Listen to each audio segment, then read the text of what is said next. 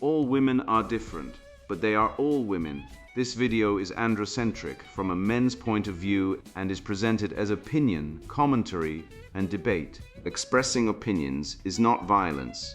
These are ideas to challenge, question, and argue in public, because classical liberalism relies on the First Amendment for its dialectic. If you are a feminist, then consider this. If patriarchy truly existed as claimed, feminism could not.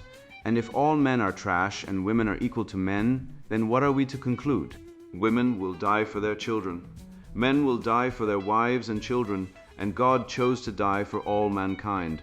Authority rolls up with responsibility. If this framing of facts offends you, click off to a cute cat video. Proceeding further will expose you to gamma bias and criticism directed at ideas, claims, institutions, not at any individual's virtue or dignity. Our method follows the 7 liberal arts. The trivium, grammar, logic, rhetoric, and the quadrivium, arithmetic, geometry, music, and astronomy, and the transcendentals, the good, true, and beautiful.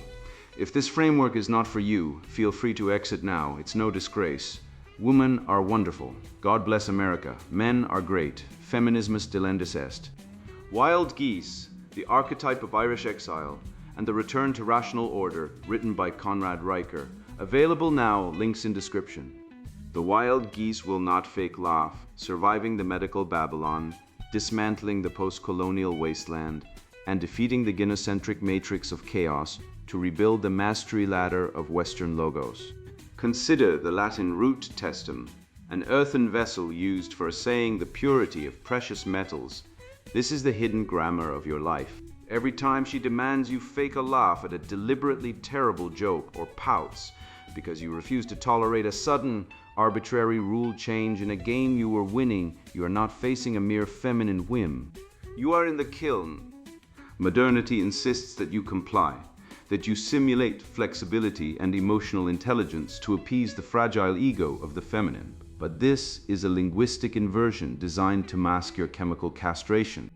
A man who abandons reality to spare a woman's feelings is not adaptable. He is a traitor to the logos. The hard truth is that women do not test you to see if you will submit. They test you to see if you are structurally sound enough to be worth submitting to. When you fake that laugh, you fail the assay. We exist in a medical Babylon that has redefined health not as objective wholeness, but as compliance with the therapeutic state. This gynocentric matrix trivializes male suffering as a threat to the social order. Major premise: a just medical system allocates resources based on objective mortality data. Minor premise: men commit suicide at rates 3 to 4 times higher than women, suffer the vast majority of workplace fatalities, and die years earlier. Conclusion: therefore, a system that ignores male disposability to fund endless campaigns for female emotional comfort is not ignorant, it is fundamentally evil. When your son is drugged into a compliant stupor by a feminized primary school system for the disease of masculine energy, or when your legitimate grief is pathologized as toxic masculinity, the enemy is not an abstract lack of resources. The enemy is a deliberate, systemic hostility to the masculine spirit. This hostility extends into the systematic dismantling of our history. The post-colonial critique is a self-refuting syllogism masquerading as academic thought. It claims all truth claims are merely masks for Western oppression, which is itself a truth claim that conveniently exempts its own assertions from scrutiny. It is the hysteria of the feminine mind projected onto civilizational scale, a demand that we trade the mastery ladder of our ancestors, built on the transcendental pillars of courage, industry, and prudence, for the maternalizing egalitarian collective guilt of the noble savage. They demand you apologize for the greatest civilization in recorded history because they cannot survive your standard. They tear down statues of great men because objective greatness is a silent, devastating judgment on their own lack of virtue. We are the wild geese, the men who have looked upon the corruption of the modern woke Babylon and chosen rational exile over spiritual death. You cannot inherit a civilization you are taught to hate, and you undeniably cannot reclaim it by debating those who believe logic is oppression. The path forward is not found in the ballot box or the supplicating pews of a gutted, feminized church.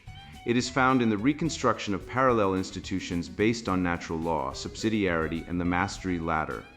It is found in the unmitigated, unapologetic reclamation of virtus, manliness. We will build our own citadels, forge our brotherhoods in the fires of dialectic and ordeal, and when this decadent matrix finally collapses under the weight of its own irrationality, we will be the unmoved movers ready to rebuild the world. The micro-interrogations of the matrix, frame foraging, and the false flexibility of chaos. The Latin word testum originally meant an earthen vessel used by ancient metallurgists to assay the purity of precious metals. The assayer would drop a nugget of gold into the crucible, apply extreme heat, and observe what remained after the dross burned away. The Old French test carried this same forensic weight, to examine, to probe, to determine structural integrity under pressure. When a woman introduces sudden chaos into your evening, a rewritten rule, a deliberately terrible joke, a demand that you consume something repulsive, she is not asking for your opinion. She is the ancient assayer, and your character is the metal in her crucible. She wants to know what burns off when she applies heat. The tragedy of modern man is that he has been conditioned to melt willingly, to call his own liquefaction emotional intelligence, and to thank the furnace for the privilege of being consumed. Consider the gamma bias that saturates every pixel of gynocentric media. When a man maintains boundaries, when he says no to a last-minute demand, when he refuses to laugh at a joke that isn't funny, when he insists that plans made on Tuesday still hold on Thursday, the machinery of cultural Marxism diagnoses him as controlling, fragile, or insecure.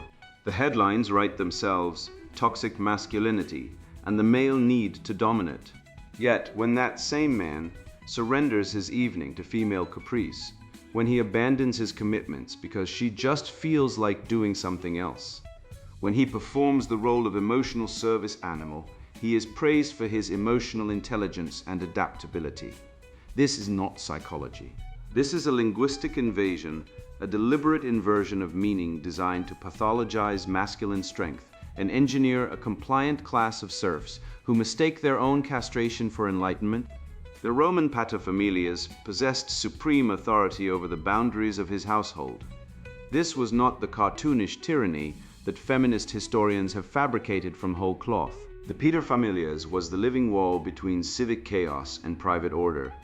His power was not ego, it was architecture. When the Republic decayed and the Empire rose, one of the first casualties was the dominion of the father over his household.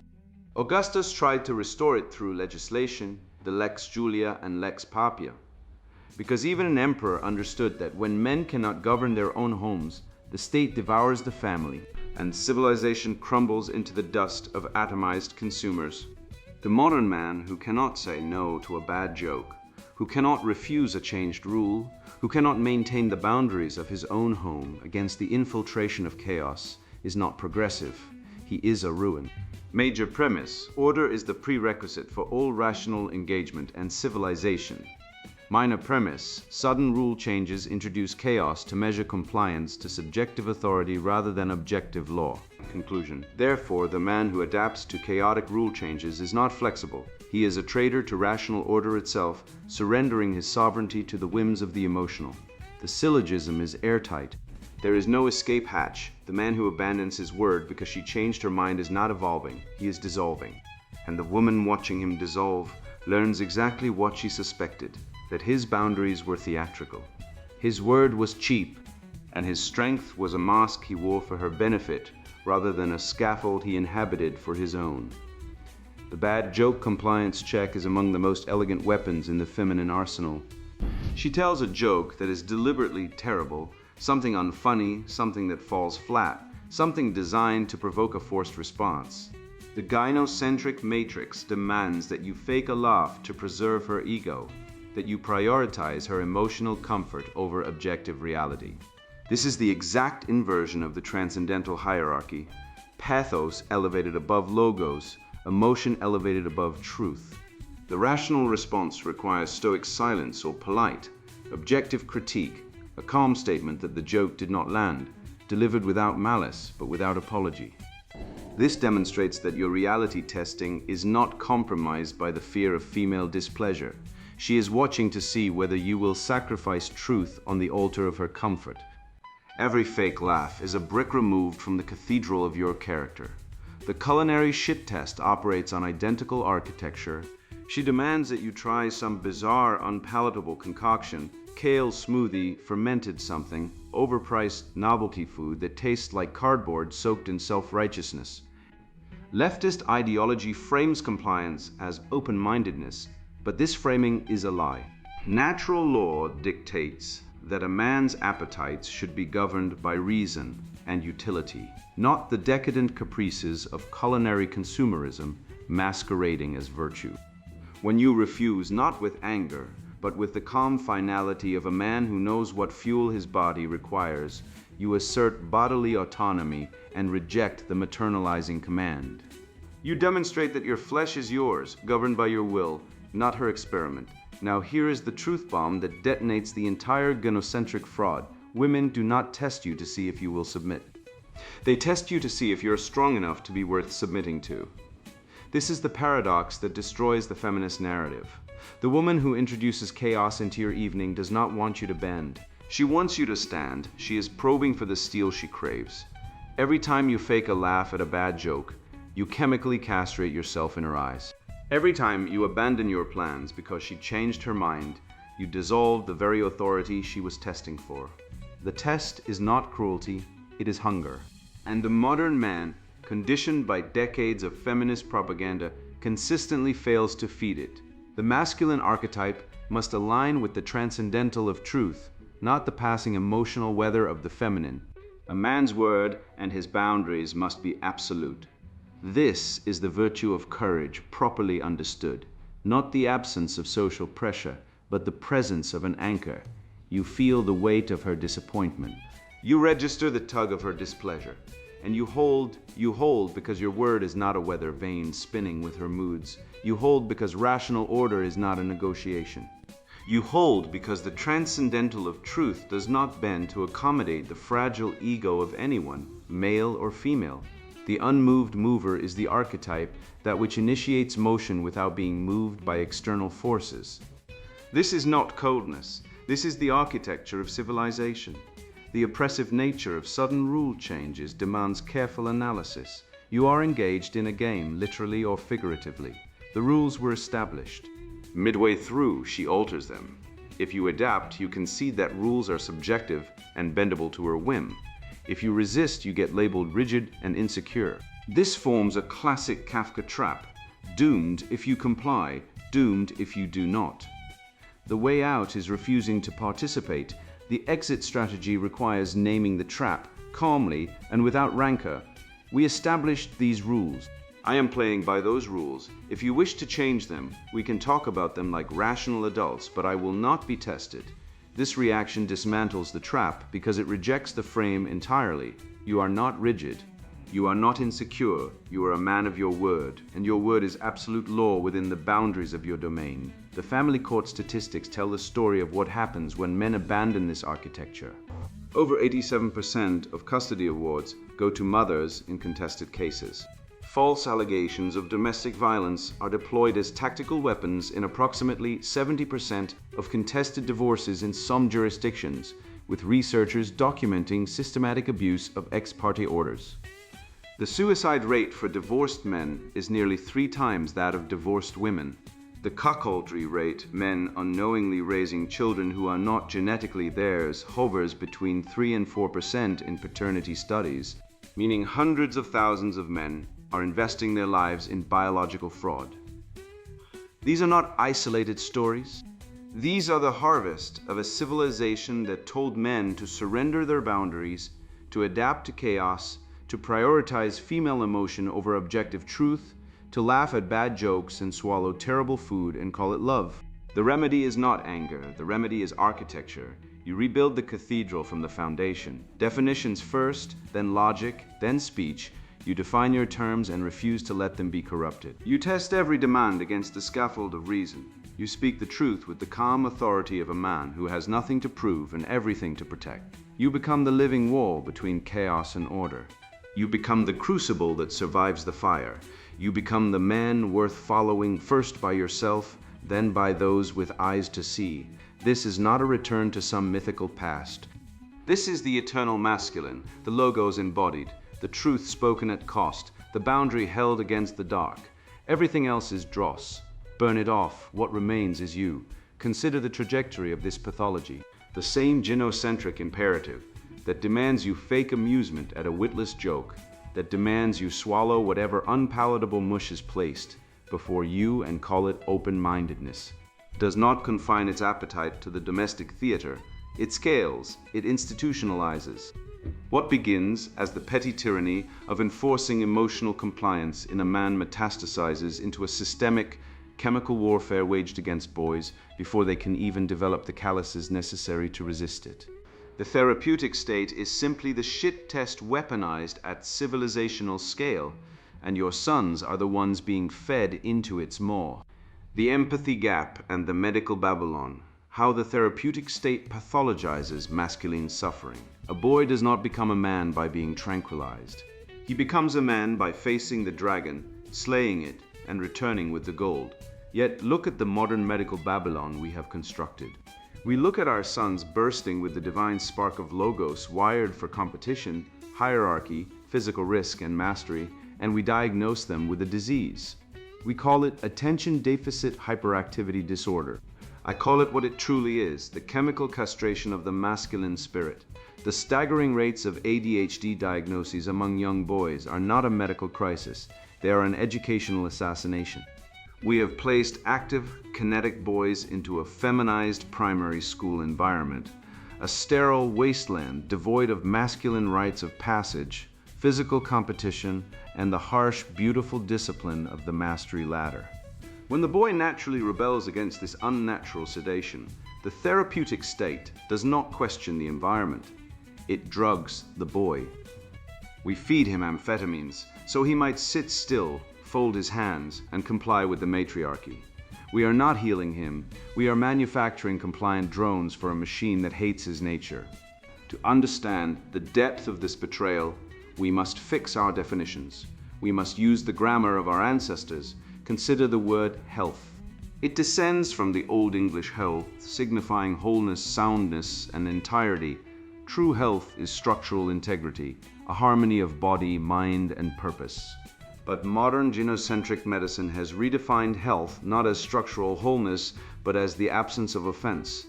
If a man is stoic, he is repressed. If he is aggressive in pursuit of his goals, he is toxic. The therapeutic state has pathologized the very virtues, courage, stoicism, emotional regulation, that built the walls of civilization. Male stoicism is not a disease, it is a defensive mechanism against the chaos of the world.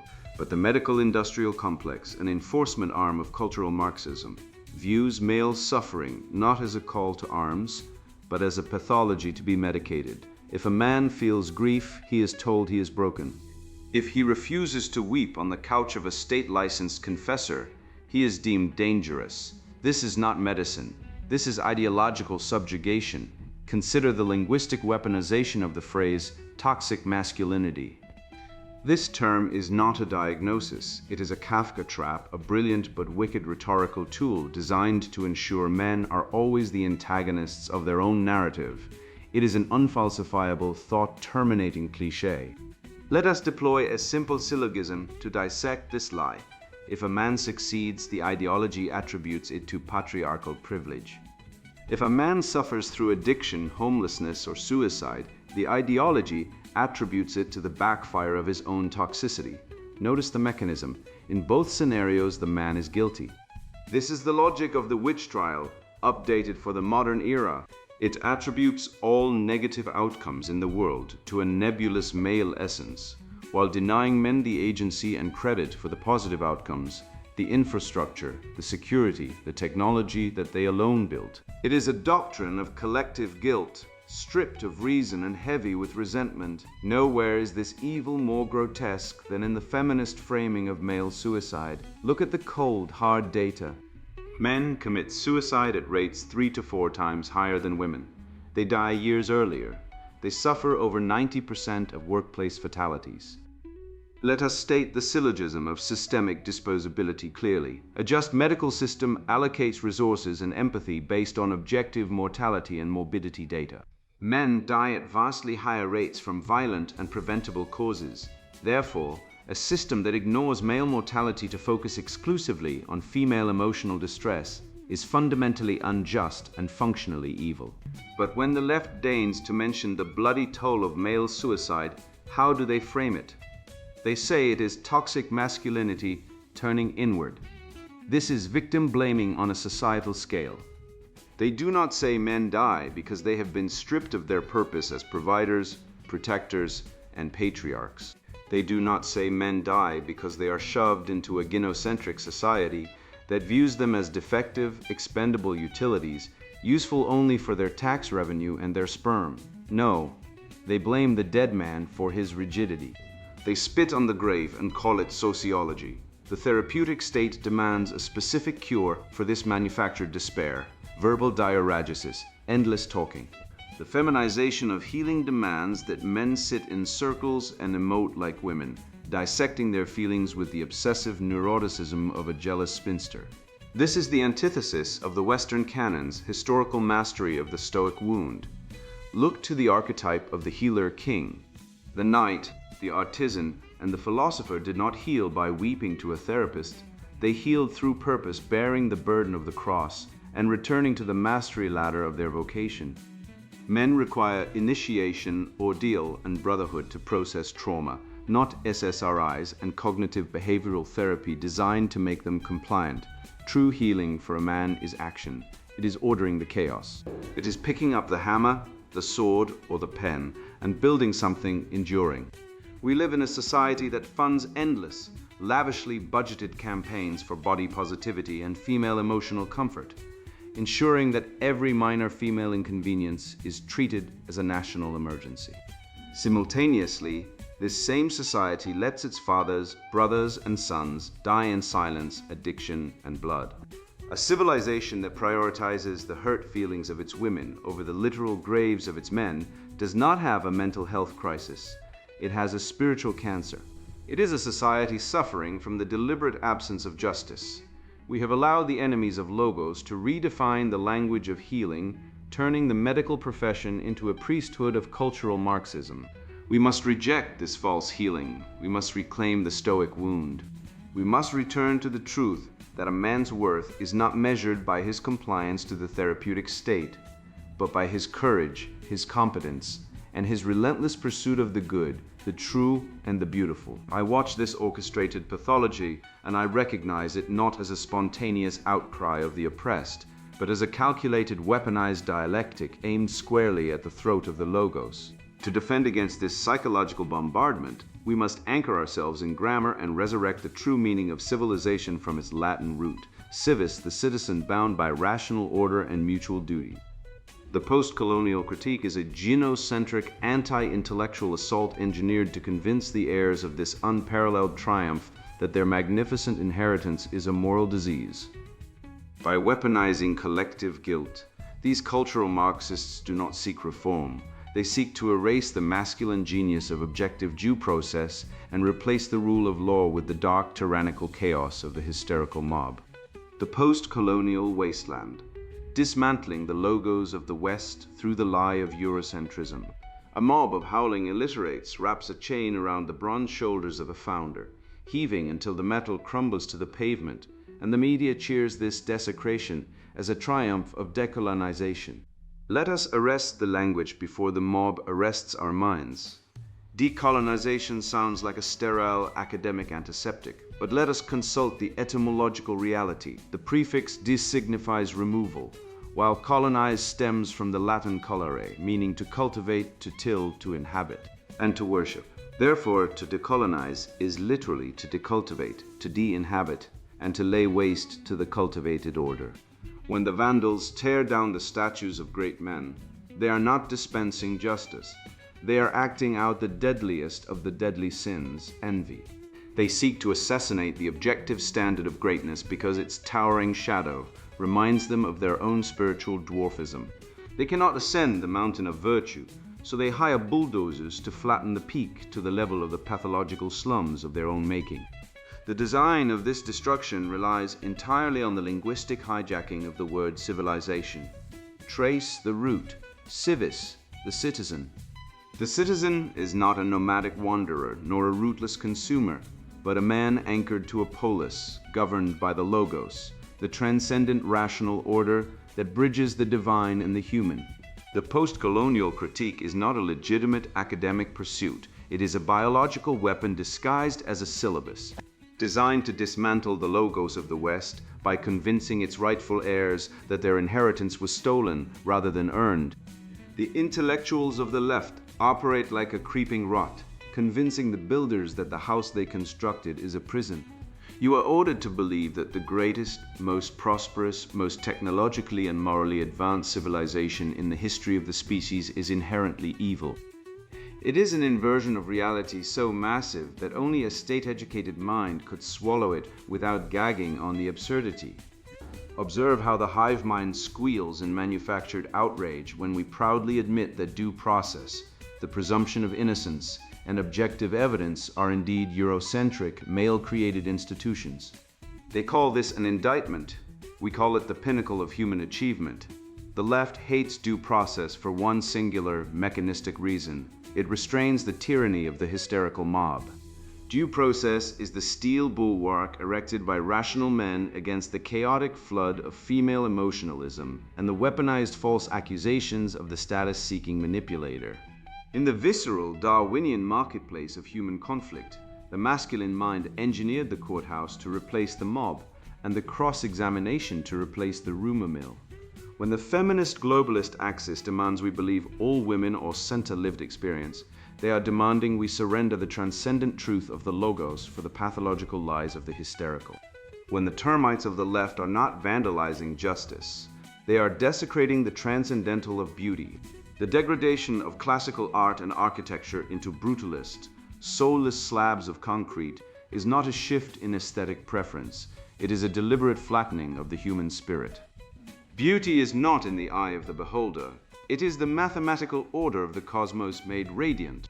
The Parthenon, the Gothic cathedral, the Renaissance portrait, these are not arbitrary cultural preferences. They are the physical incarnation of proportion, symmetry, and truth. The left erects hideous, blockish structures because they despise hierarchy.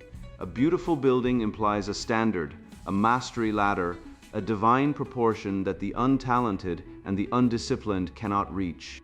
The post-colonial assault on art is an attempt to normalize ugliness, because ugliness demands nothing of the observer, unlike beauty, which demands reverence and humility. Listen to the rhythm of the post-colonial grifter, the breathless wailing, the obsession with harm, the prioritization of collective guilt over individual merit.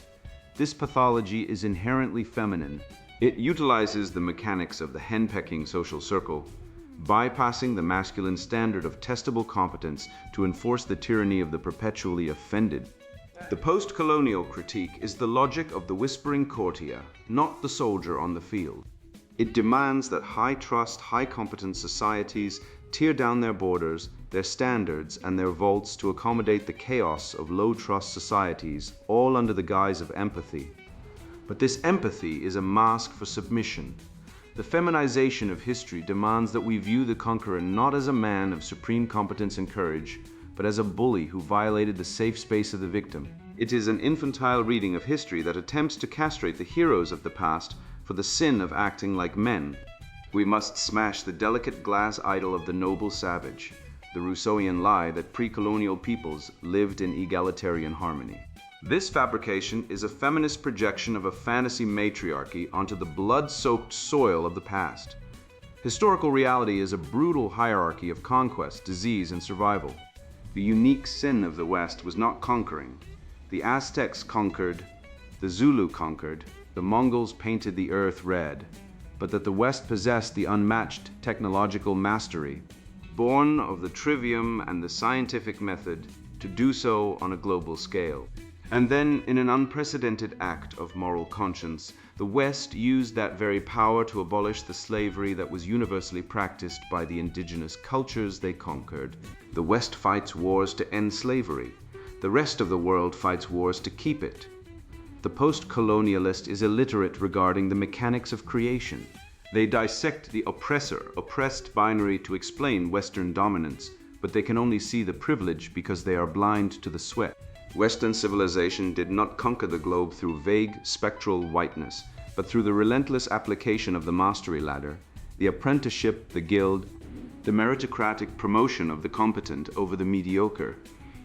The West rose because it aligned its institutions with the natural law of dimorphism, placing the builder and the protector at the apex of society, and chaining the chaotic impulses of the mob with the grammar of law and the logic of the dialectic. You cannot dismantle Western hegemony without dismantling the competency ladder that built it, which is precisely why the left hates the very idea of standards. You cannot inherit a civilization you are trained to hate. The post-colonial curriculum is not education. It is a recipe for civilizational suicide engineered by cultural Marxists to make Western men apologize for the unparalleled brilliance of their ancestors. We are told to be ashamed of the grid that powers our lights, the medicine that heals our sick, and the laws that protect our property. This ideological sickness requires a lobotomy of the collective memory. But the truth remains impervious to the feelings of the academic. Consider the self-refutation of the left, an absolute axiom of logic. Major premise, post-colonial theory claims that all truth claims are merely masks for Eurocentric power and oppression.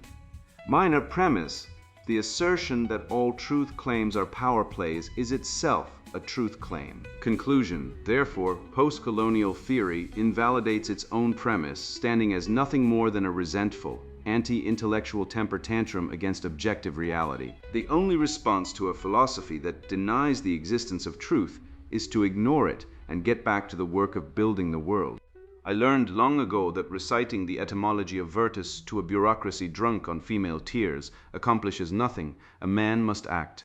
The modern state is a swollen maternal organ that has swallowed the father's authority whole, digesting his natural rights and excreting government programs, and it will not disgorge them back because you filed the correct paperwork or deployed the tightest syllogism in human history. The Western tradition of subsidiarity, from the Latin subsidium, meaning a reserve force or aid from below, establishes that legitimate authority must flow upward from the sovereign patriarchal household, never downward from some centralized hive mind with a legislative agenda and a gender studies degree. This is the forgotten political architecture of masculine order, and recovering it demands not the capture of existing ruins, but the total abandonment of a corrupted empire that has declared war on the very men who built its stones, the return of the wild geese, rebuilding the mastery ladder and the rational order. In the United States, a man takes his own life every 15 minutes. He is 4 times more likely to kill himself than a woman, and if he is unlucky enough to walk into a family court, he faces a system where mothers are awarded primary custody over 80% of the time, legally severing him from his own flesh and blood. We are living inside a gynocentric meat grinder, a bureaucratic nightmare built on the toxic femininity of the maternal welfare state. And yet, the modern priest class of therapy and tolerance demands that you apologize for the very nature that built the roof over their heads. Let us rectify the vocabulary of this decay. Look at the Latin root of our most sacred concept, virtus. It does not mean being nice. It does not mean yielding to the hysterical demands of a Marxist hashtag. Virtus is literally derived from vir, meaning man. Virtus translates to manliness, valor, and martial excellence. To be virtuous is to be unapologetically, structurally masculine. The restoration of the West requires tearing this word back from the weak, effeminate grasp of modern churchianity and redefining it through the fire of objective reality. Your love is not found in the submissive groveling of modern romance. It is forged in your vocation, your industry, and your ultimate willingness to lay down your life for the truth. Consider the historical archetype of the wild geese in 1691. The Patrick Sarsfield and the Irish Jacobite army refused to bow to a foreign tyrant. They chose exile, leaving a conquered homeland to sell their swords on the battlefields of Europe. Today, every rational, red-pilled man is a wild goose. You have been exiled from a society poisoned by cultural Marxism, toxic femininity, and the satanic hydra of modern woke ideology. But hear this clearly, exile is not a punishment, it is an initiation. The man standing outside the gates possesses the unhindered clarity to see the rotting corpse within. The fall of Rome was not caused by a sudden breach of the walls by barbarian armies. It was caused by the internal decay of the masculine spirit, seduced into softness by bread, circuses, and the decadent apathy of the feminine. We are the wild geese. We will not fly into the slaughterhouse of modern gynocentrism. We will build our own citadels on the foundations of logos. And when the Babylon of woke finally collapses under the mathematically inevitable weight of its own fiscal and moral bankruptcies, we will be there to rebuild the world. We must process our reality through a rigorous, formal logic that the left cannot compute. Major premise: a functional civilization requires institutions built upon objective reality, merit, and natural law. Minor premise: the current woke Babylon has entirely captured and corrupted institutions via subjective emotionalism, equity, and Marxism. Conclusion: therefore, red-pilled men must abandon all hope of reforming the current system and strategically construct parallel, male-led institutions based on the truth. You cannot vote your way out of a biological and spiritual war. You cannot debate a leftist into abandoning their evolutionary strategy of pathological envy and theft. Their entire ideology is a self-refuting tautology. Postmodernism claims that truth is merely a construct of power, yet they demand you treat their grievances as absolute truth.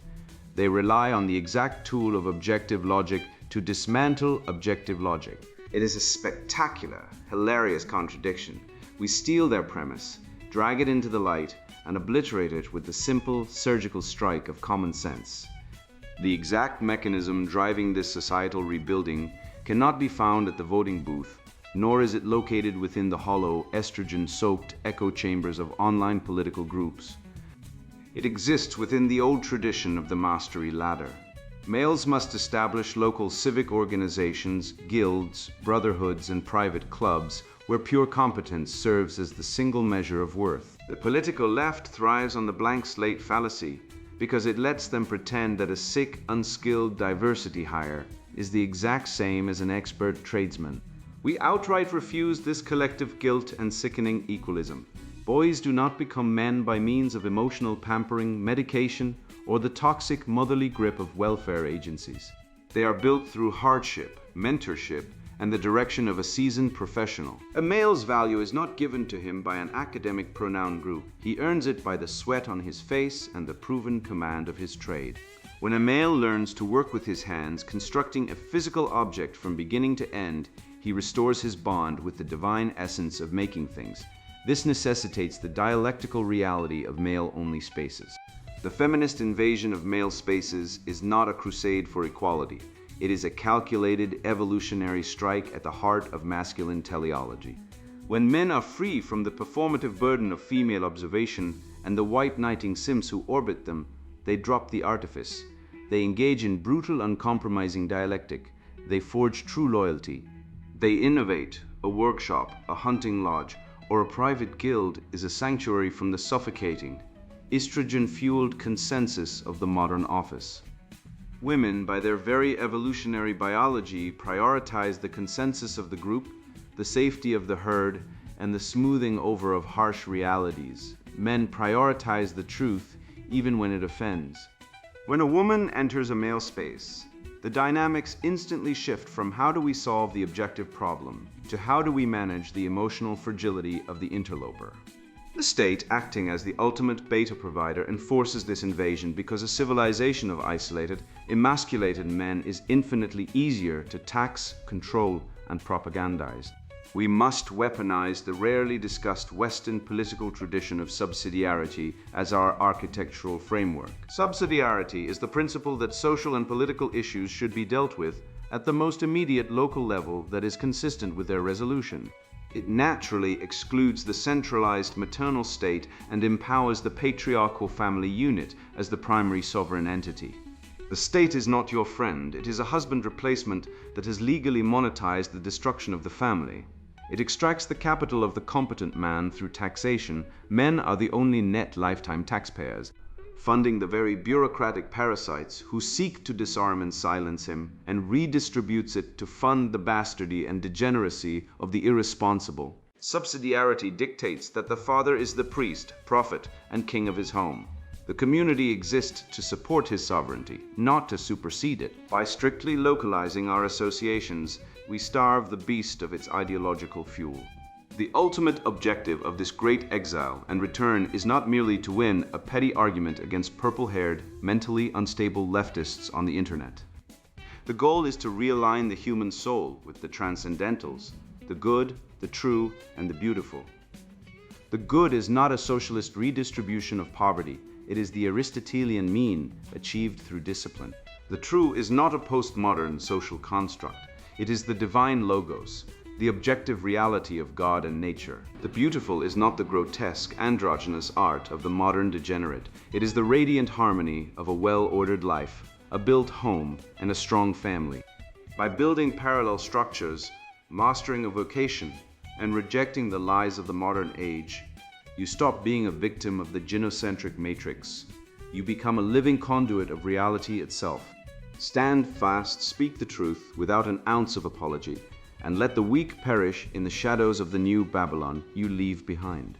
You have survived the reading of this book, which means you have survived something few men in our neutered age have the stomach for, the truth, served raw, without the therapeutic sauce of modern sensibility. You now possess knowledge that your grandfather instinctively understood but could never articulate, because no one had yet catalogued the precise anatomy of the lie that was being constructed around him.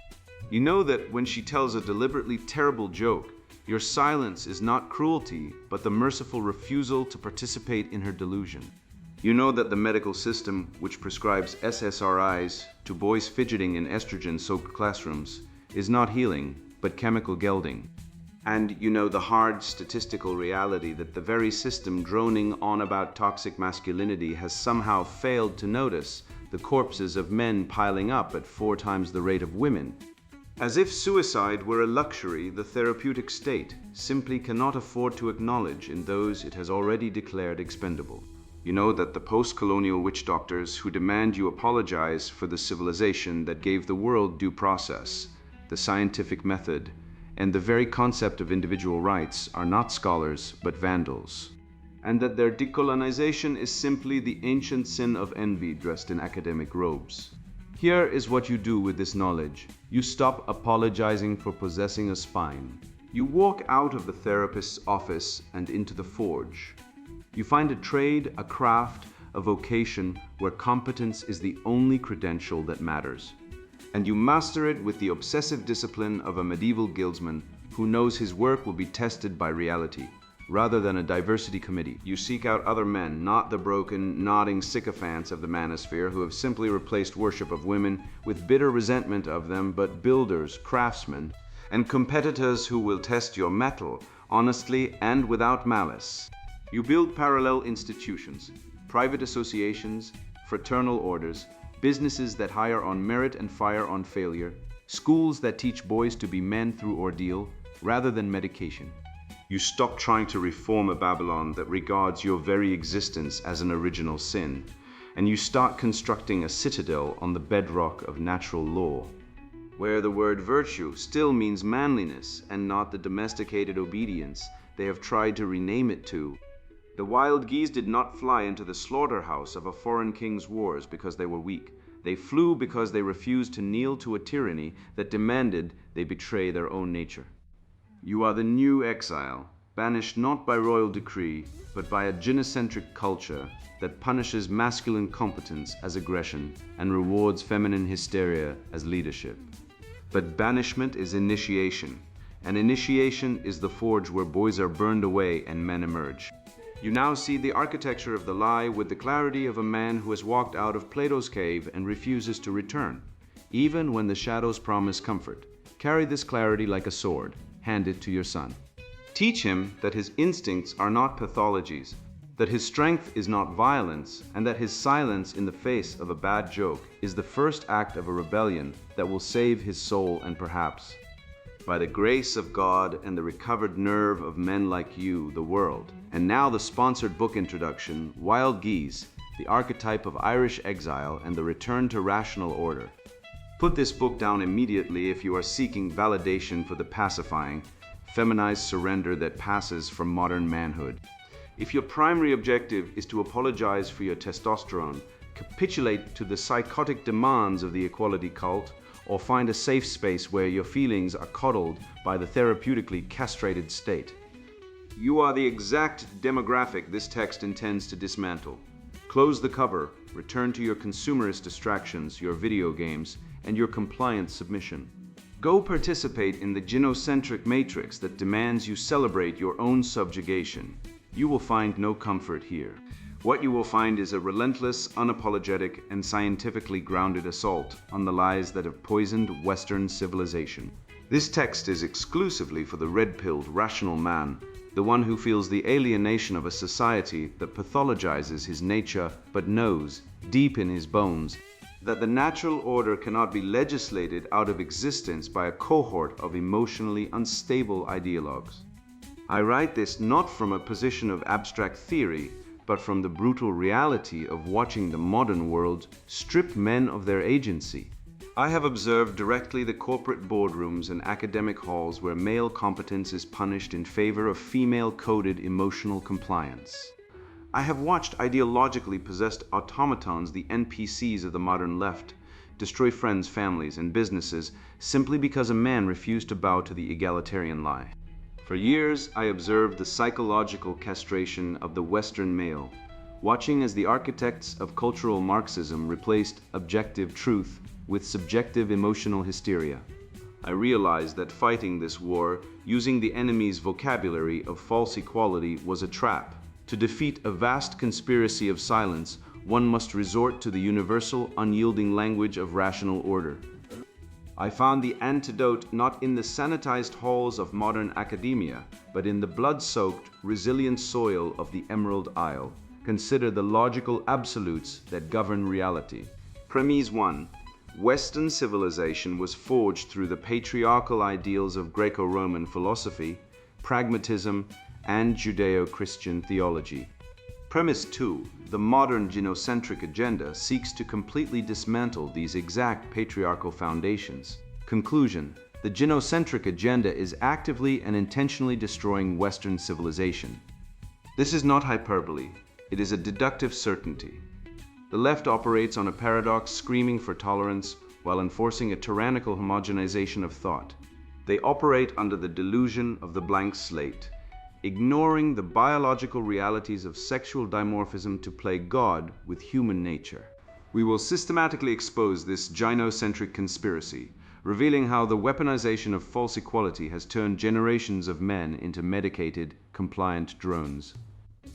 We are facing an army of ideological zombies, possessed by a narcissistic need to dismantle the patriarchal family unit, the very microstate required for Western survival. Why Ireland? Because amidst the ruins of a declining, feminized society, the Celtic spirit stands as an unyielding fortress of traditional masculine virtue. The historical legacy of the Irish people is a masterclass in stoic resilience. When the wild geese were forced into exile, they did not weep or demand a therapy session.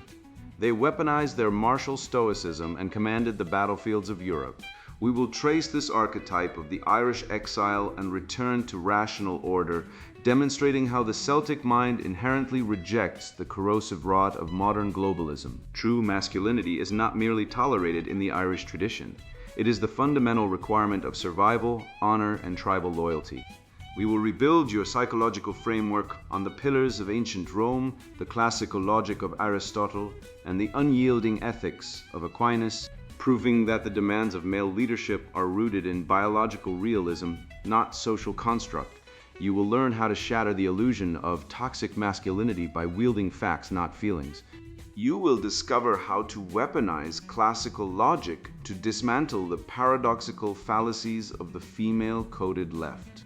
You will be instructed on how to reject the modern demand for vulnerability, forging instead an impenetrable psychological armor through Celtic stoicism. We will reclaim the economic sovereignty of the patriarch, demanding aggressive, risk-taking entrepreneurship over the socialist welfare state. We will lay bare the mechanics of ideological possession, allowing you to systematically dismantle the NPC programming with absolute logical precision. We will restore the rational order of courtship, affirming the natural dynamics of traditional relationships where men command, protect, and provide, and women embrace their biological imperative to nurture. The time for defensive apologies is over. The rational man must step into the arena, armed with the knowledge of his ancestors and the unapologetic conviction of his biological destiny. If you are exhausted by the mandate to kneel, if you recognize that the egalitarian lie has stripped you of your stoic birthright, and if you are ready to break free from the gynocentric matrix, then the time to act is now. You will find within these pages the exact methodologies to reclaim your patriarchal authority, defend the borders of your mind, and stand as an unyielding defender of Western civilization. Read this, absorb the logic, and join the ranks of men who refuse to be governed by the emotionally unstable. Take up the Irish standard, rebuild your rational framework, and let the restoration of the West begin. Wild Geese, the archetype of Irish exile and the return to rational order. Written by Conrad Riker. Buy now, links in description.